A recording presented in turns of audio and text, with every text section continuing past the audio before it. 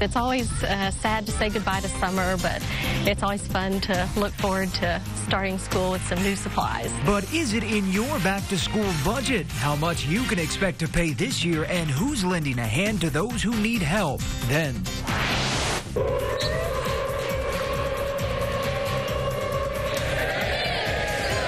The familiar hog call now officially trademarked. Plus, taxidermy with a twist. Question is, would you do it? From stories that I've heard, it's just nasty. The thing is that we all deal with it differently. These stories and much more as KNWA News at 5 starts right now. Now, from the station proudly serving the Northwest Arkansas community, this is KNWA News at 5 in high definition. Happy Friday, and thanks so much for joining us tonight. I'm Jonathan Martinez. Neely Jones is on assignment. We'll check in with her and meteorologist Gina DeVecchio in just a moment to find out what they're doing at this local Walmart. But first, a third straight day, in fact, fourth straight day of unseasonably low temps along with some clouds in the sky. So is a warm-up on the way for the weekend is the question. Chief Meteorologist Dan Scoff is standing by with some answers. Hey, Dan. Jonathan, you better believe it, a warm-up is on the way. Temperatures are going to be topping off in the mid to upper 80s tomorrow, lower 90s over next week, and then the heat really cranks up. But is there going to be another cool blast like we saw this week? By the end of next week, I'll explain that coming up in the weather forecast. First of all, let me give you a taste of what's to come. Overnight tonight, it is going to be a cool night. So if you like this type of weather, you like the coolness and the non-typical weather that we're seeing in the middle of July, enjoy it tomorrow morning. That's going to be the last of the low humidity for the next 7 days. Temperatures right now in the lower 70s. So we did warm up into the lower 70s. That's warmer than yesterday, but still we did hit the low maximum temperature record. You'll see that coming up in just a bit. Forecast first, it's going to be warm and sunny with already mid-70s at noon. So we've got a warm-up. We'll talk about it in weather. All right. Thanks a lot for that, Dan. Happening now, the 12th annual Fill the Bus event is underway outside of several Walmarts across Northwest Arkansas. KNWA's Neely Jones and Gina DeVecchio, meteorologist Gina DeVecchio, are at the Pleasant Grove Walmart in Rogers to tell us why school supplies are so badly needed and how you can help. Guys, how's it going? It's going great. Actually, Gina is volunteering because they need volunteers as well. So you're just getting me right now. That just kind of happened while we were standing here.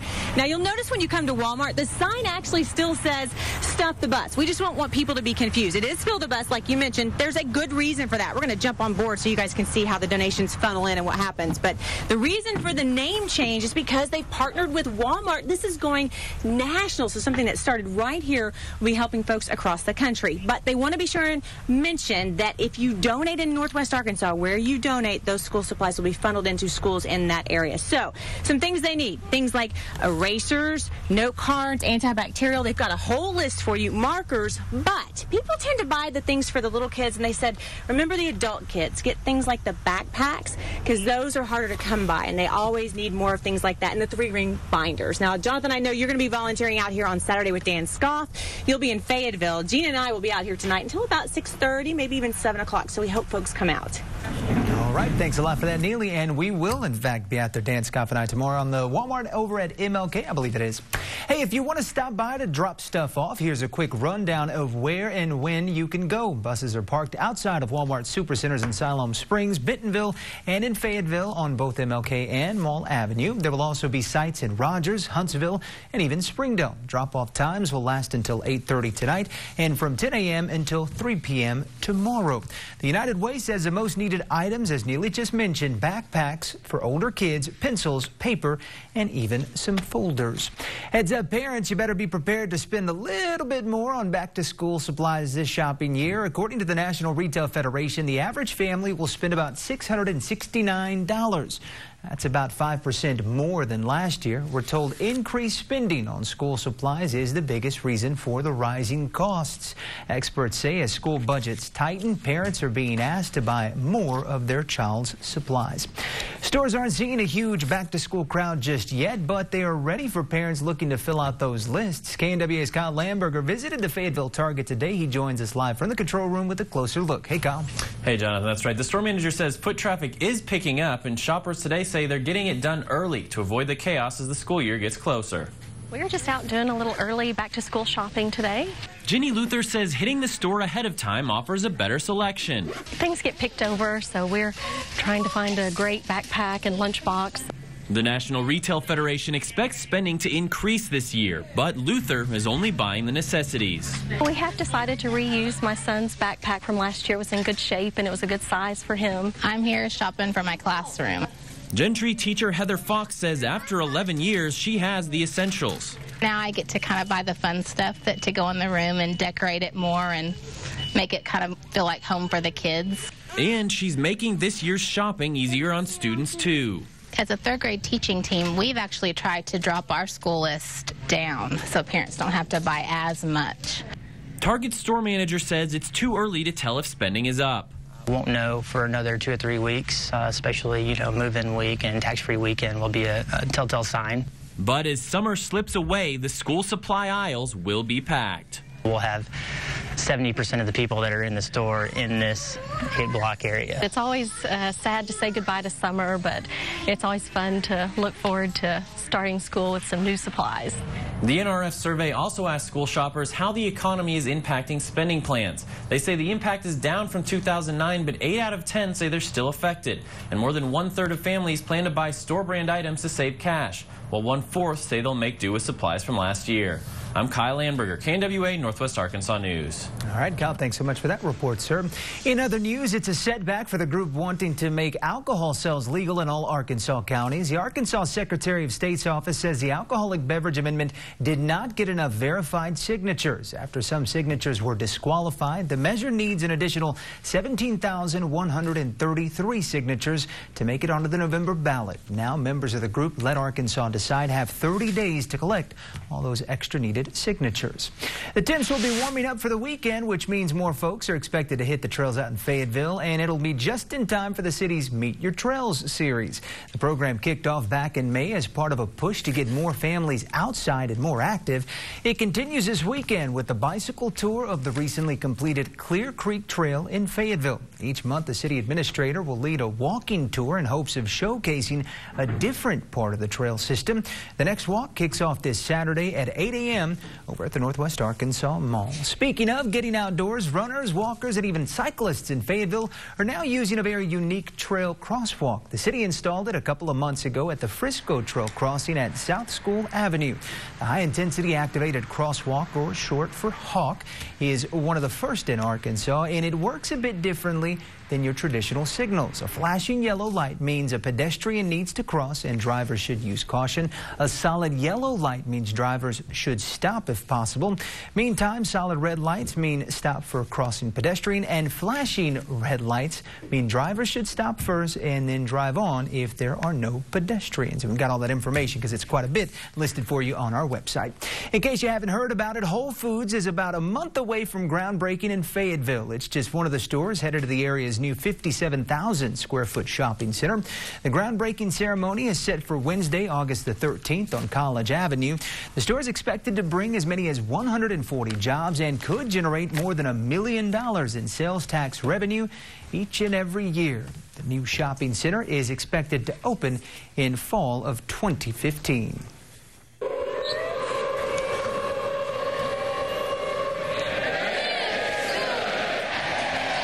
A familiar chant now officially belongs to the Hogs. According to Forbes, the University of Arkansas is now the rightful owner of the Woo Pig Suey Hog Call. This after receiving a registered trademark from the United States Patent and Trademark Office. The move means federal protection for the University of the sounds, along with where and when a game day crowd can shout the call in perfect unison.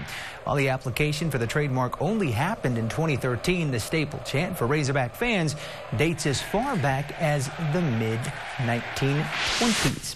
Centerton police have closed their investigation into an injured dog originally thought to have been burned by fireworks. Now investigators say that may not have been the case. According to police, the owner of Tinkerbell, also known as Moxie, claims the injuries were caused from her repeatedly digging and crawling under his fence. In an officer's report, a veterinarian who treated the dog said the injuries could have happened that way. The dog's owner, Douglas Crawford, was cited for violating violating the city's animal at large, dog tag, and animal cruelty ordinances. Here's the latest picture of Tinkerbell, who's now recovering at the shelter. She'll remain there until the case is settled in court. To read the full police report, all you have to do is check out nwahomepage.com. You could call it taxidermy with a twist, a rare way to remember your pet long after its passing. Question is, would you do it? Kind of weird. Can't make it shake or roll over. It's just a little weird and creepy for me. From stories that I've heard, it's just nasty.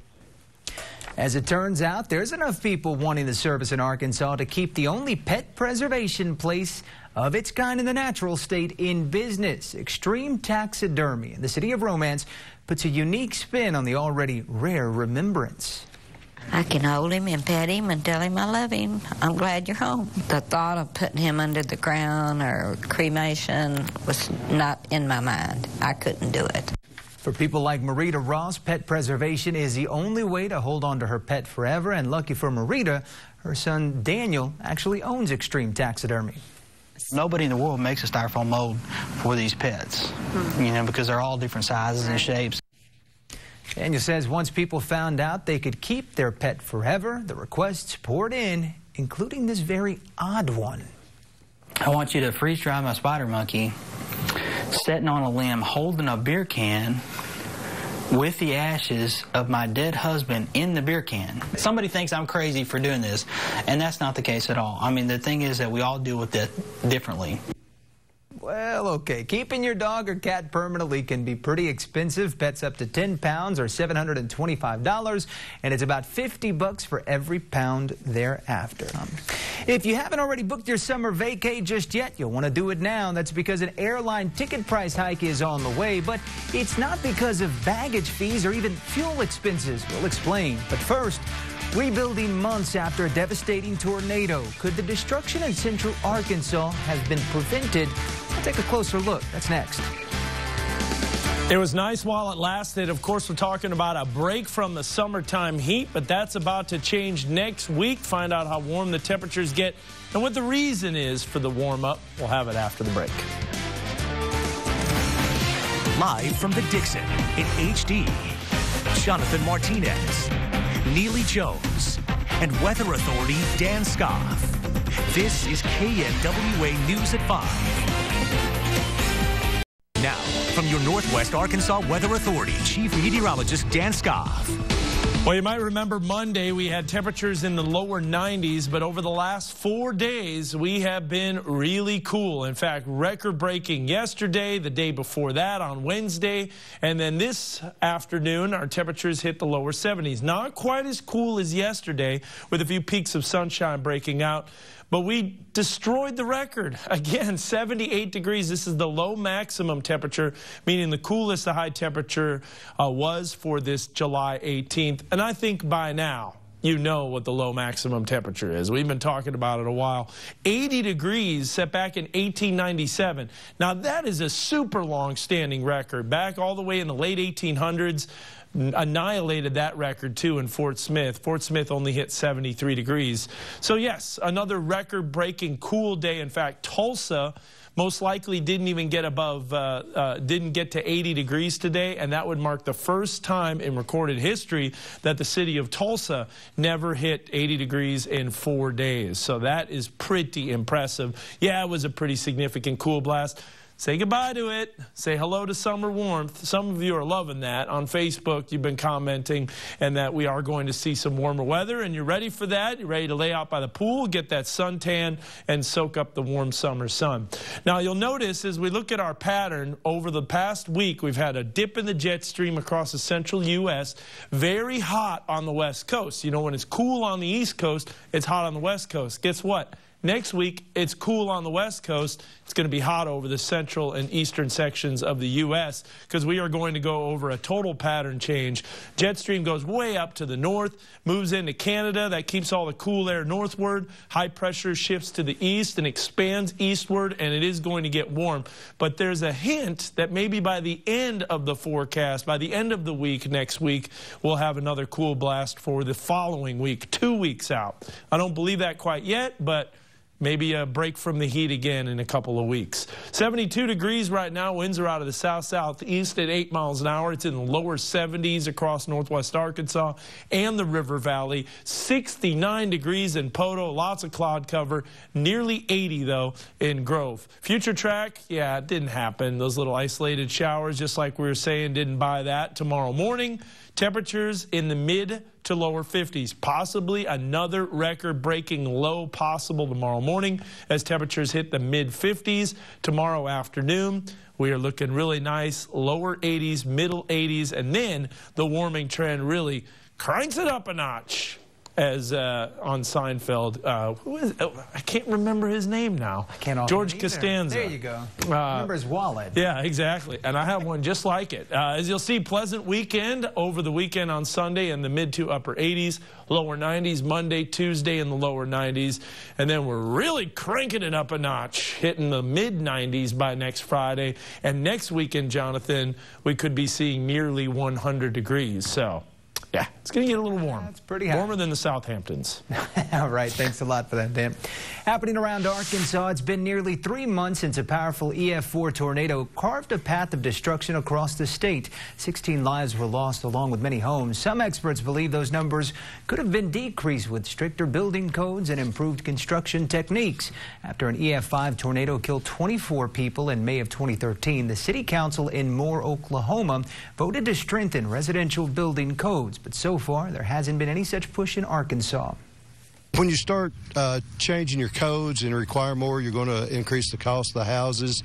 I think that may, at this point, be better left up to the homeowner, the builder. Some homes destroyed in the April tornado here in Arkansas were determined not to be in compliance with codes already in existence. A small dog with an impressive set of ears, and she could be all yours. We'll introduce you to Connie in our Pet of the Week segment coming up next. But first, how you can help keep the doors open at a local museum. That's a great story, too, you don't want to miss. And as we head to break, we want to remind you that each and every Monday and Friday, KNWA salutes area servicemen and women. If there's somebody you know that you'd like to nominate, just email us their picture along with information to news@knwa.com. And you've got to put "We Salute" in that subject line. Stay with us. We're back in a moment. The price of your airline ticket may be on the rise, and it's not because of fuel expenses or even baggage fees, rather an increase in a security fee that's starting next week. The fee hike is actually part of an act by Congress as part of the Bipartisan Budget Act of 2013, with most of the money being used to help pay down the federal deficit, and it could have a bigger impact on travelers who use smaller airports. According to industry trade organization Airlines for America, about 21% of ticket fares go toward government fees and taxes already. With the new price hike, it's estimated travelers will pay, get this, $1 billion more per year in added taxes and fees. Happening now, the Northwest Arkansas Air and Military Museum needs your help. It's struggling to keep the doors open due to a lack of visitors. So to help cover the cost, the museum is hosting a monthly special event called Airport Days. Tomorrow, July the 19th, marks the second one. The entire family can actually come out and have a great time and see historic airplanes and learn more about aviation history. We just want everybody in the area to know that we're here. We're a good resource. It's educational, it's fun, it's historic, and the museum can use the help. Airport Days will run you $5 for children and $10 for adults, and that even includes a pancake breakfast along with burgers and hot dogs for lunch. For directions to the museum, just check out our website. Up next, we'll check back in with Chief Meteorologist Dan Scott. He'll have a final look at the forecast, including that weekend forecast. Stay with us. We have a wonderful NWA pick of the day. Kind of sums up everything that we saw throughout the week. Morning dew from Wednesday. Notice that little bit of dew, and that's because temperatures really dropped during the overnight hours. Tomorrow morning, another dewy morning. Temperatures in the mid to upper 50s to begin the morning. During the afternoon, we hit the lower 80s. Lots of sunshine tomorrow. Just a few high clouds drifted in from time to time. Gets warmer on Sunday as highs hit the upper 80s. Notice those morning lows climbing. We're talking about temperatures in the lower 90s, heat indices close to 100. Then we have a very weak front that tries to move in Wednesday and Thursday. That's going to be the only relief from the heat within the next 10 days. And Friday and Saturday of next week, ooh, woo-wee. It is going to be a scorcher, Jonathan. All right, so you said crank up the heat. We're cranking it up a notch. All right, thanks a lot for that, Dan. She may be small, but today's Pet of the Week, Connie, has a very impressive set of ears. Lane Baker introduces us to this furry friend who's staying at the Springdale Animal Shelter for now.